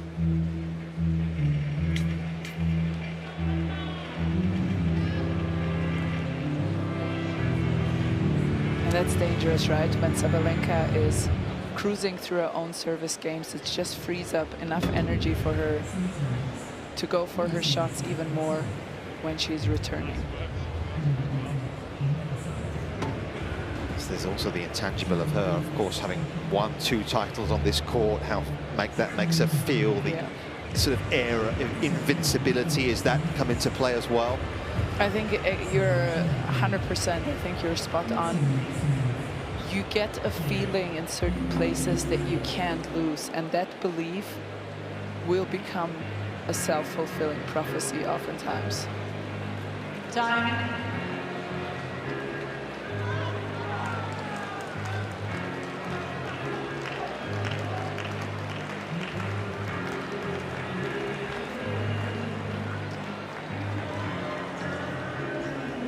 Been 5 matches in the women's draw over the course of the opening 10 days that have gone to a final set tiebreak.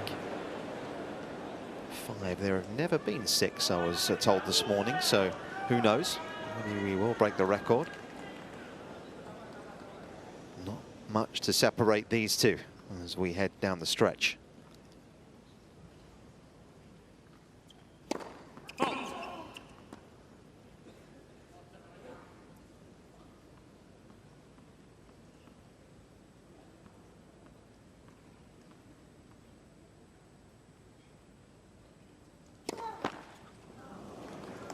Laverton.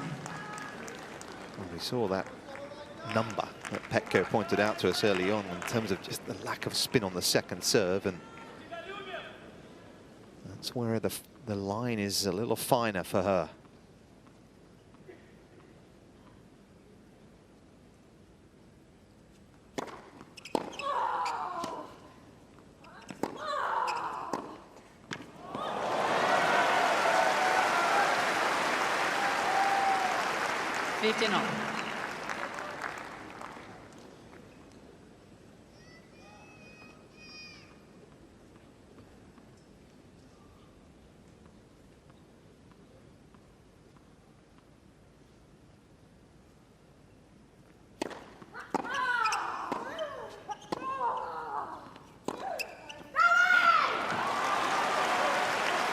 You know, you just get a sense that 15-30. the longer the distance Pavlyuchenkova has to make right now, the tougher it's going to be for her to keep the depth up that has been hurting Sabalenka for the past set and a half. So that will be her challenge here, Sabalenka's. Get the ball away from Pavlyuchenkova.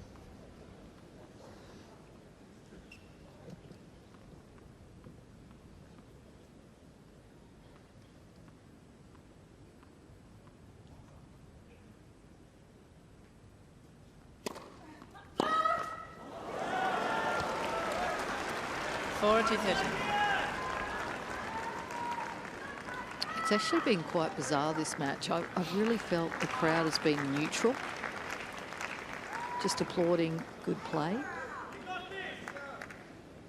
It's not a match that has had tons of rhythm, that's for sure.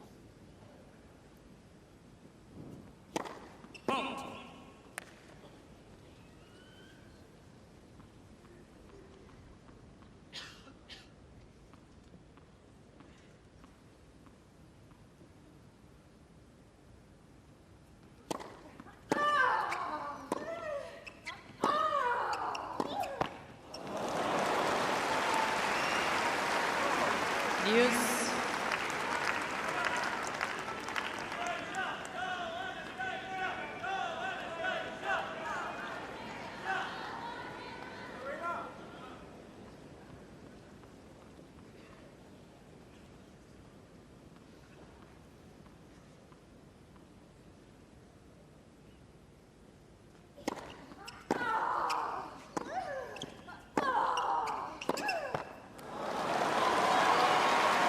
As you say, Pekka, when she's a bit rushed on the forehand side, there's not quite the security, is there, that the two-hander brings. And particularly now when the legs are not as stable, as compact as they were. Just feels like she's swimming around against those powerful ground strokes of Sabalenka's.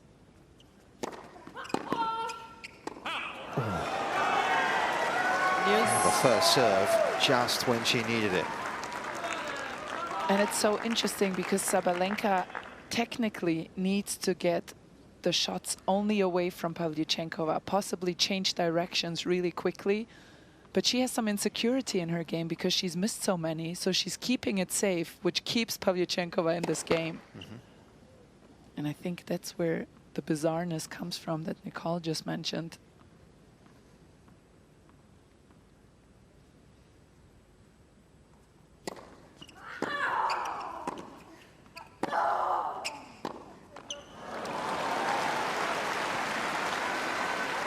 Advantage, Sabalenka. Well, she's frustrated because those ground strokes from Sabalenka were staying low and unfortunately not quite getting into position.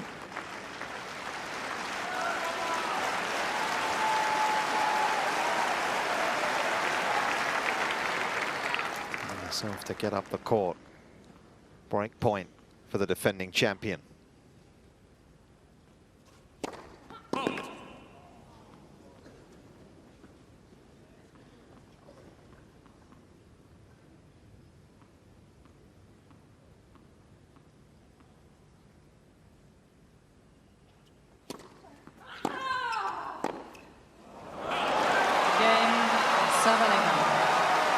Pavlyuchenkova has blinked, and that could prove to be very costly. By 5 games to 3.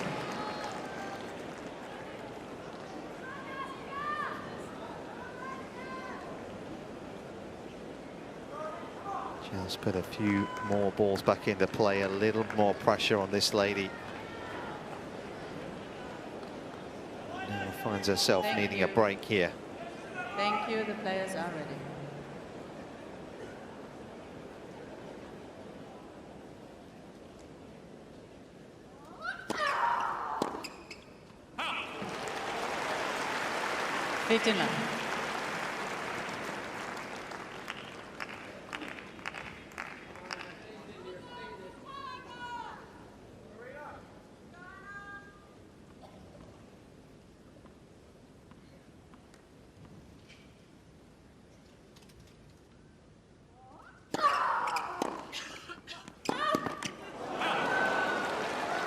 Was a little ambitious, but from that wider position.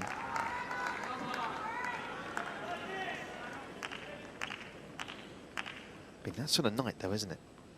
Not being clean, particularly from either player at times.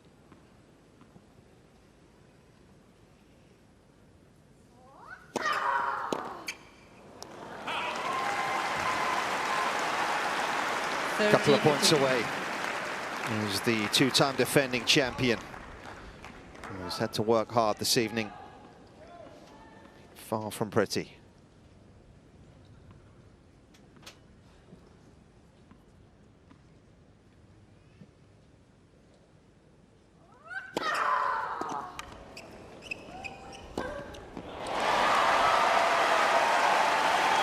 And the servers rescued up when it looked as though it was causing her all sorts of trouble early on in this set. They raised the first serve numbers significantly.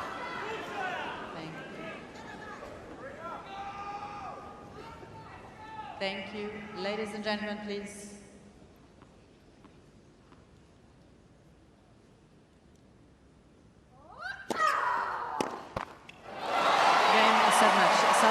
two-time defending champion survives.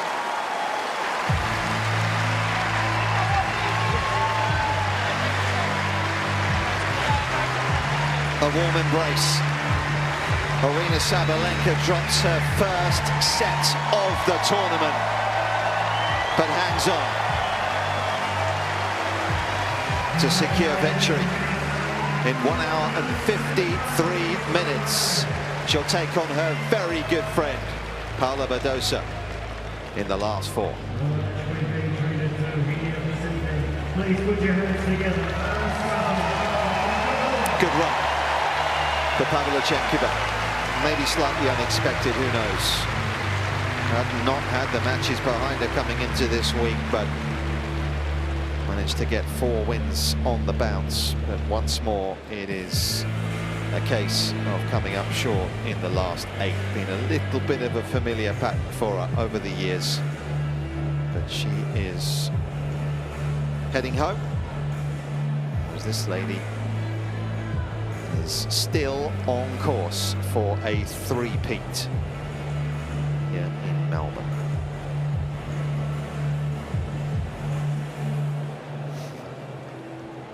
Nice embrace. Suggest they were probably saying to each other that was a tough day. And the wind that made it uncomfortable.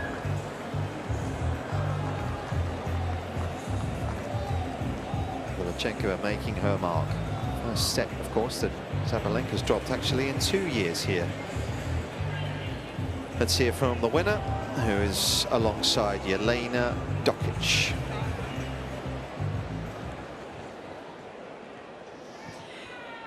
Aryna, congratulations. You're back in the semi-finals of the Australian Open. The dream of a 3-peat stays alive, but you were down. You were 2 breaks of serve down in that 3rd set. How did you manage to get out of that one? What were you telling yourself? Honestly, I was just praying today. I was just praying to just, you know, like trying to put the ball back in these tough conditions. We both were like, you know, just trying to put the ball back, and it was very difficult to play. And I mean, she played amazing tennis, very aggressive, and I mean, I'm just super happy I was able to somehow magically win this match. And of course, guys, thank you so much for the atmosphere.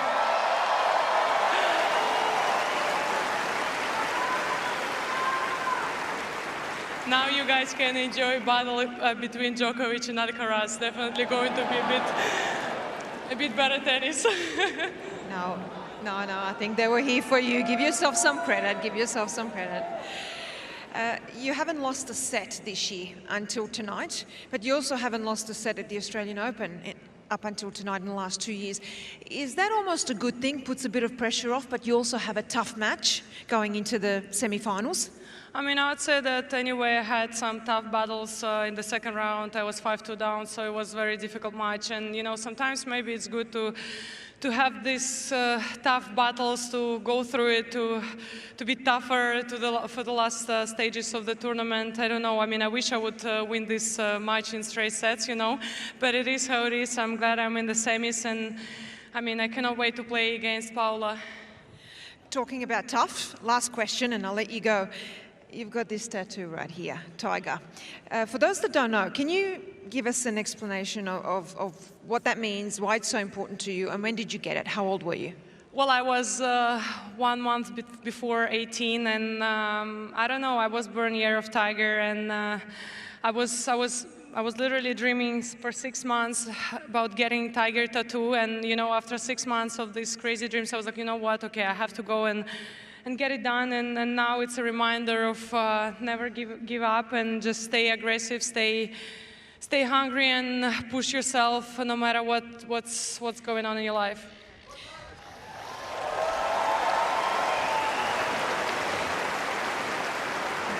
Yeah. So I have to ask you, you have that tattoo, you've got the Tiger shoelaces, the tigers everywhere on your watch here. So but your team has this as well.